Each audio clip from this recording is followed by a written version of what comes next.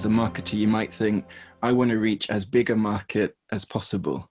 I think, it's so interesting hearing you speak and reading your books, because one thing that you're so free from is you're free from the decontextualizing language of management speak that stops people being people and turns them into something less than a person so that we can think about them at scale. But, because it's such a counterintuitive idea, the idea of a minimum or smallest viable market, why would we want to reach the smallest viable market, and how do we make a success of that? Okay, so let's take our time and break this out, because I think it's at the core of what we're doing. This looks like a party hat, but it's not. It's actually a funnel. And the funnel is, even if it's unstated, is what most mass marketers think about. I need to put the maximum amount of attention at the top. I need to be on television. I need to be on Oprah. I need to do all this stuff, because then if I'm lucky, out the bottom comes some sales. Because the funnel is leaky. Of course, not everyone I put in the top comes out the bottom. So I just put more stuff in the top. And that is the way most marketers think. Put more stuff in the top. And what the flaws in that argument are is, first of all, television was a screaming bargain. For 50 years, it was the cheapest, highest return thing almost any company could do. And now it doesn't work anymore.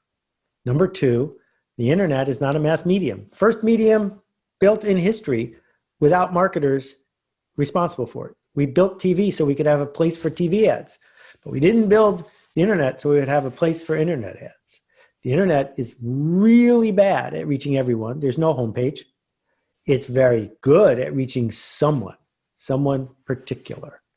And number three, the biggest one, is attention is precious. Everyone only gets 24 hours a day, and you can't get any more. So even though we now see 30, 50, 100 times as many ads as we used to, even though we now have a circle that violates Dunbar's number, and there's more people in our lives than ever before, when a marketer comes and tries to strip mine our attention, we resent it. They are burning trust. So what's the alternative? The alternative is to turn this on its side and make it into a megaphone. Not a megaphone for you, but a megaphone for your customers. For a select group of customers who care about you and your mission, to tell the others. Because it's called the internet. Two words in it that mean the same thing, inter and network. It's a network, it's connection. It's not you yelling at people, it's people telling the others. People like us do things like this. Now, what I say to the marketer who says, but I need more, I start by saying smallest doesn't mean small. Smallest simply means, what group are you willing to put yourself on the hook for? How can you be specific? Being specific means that if that group doesn't get the joke, if that group doesn't talk about it, if that group doesn't care, you were wrong. You failed. You got to go get better. Marketers don't like that. Marketers prefer to say, this is for everyone. Everyone needs to read my book or buy my ketchup. And if you don't get it, well, there's someone right around the corner. And if we put ourselves on the hook, we're more likely to overwhelm the people we seek with something worth talking about.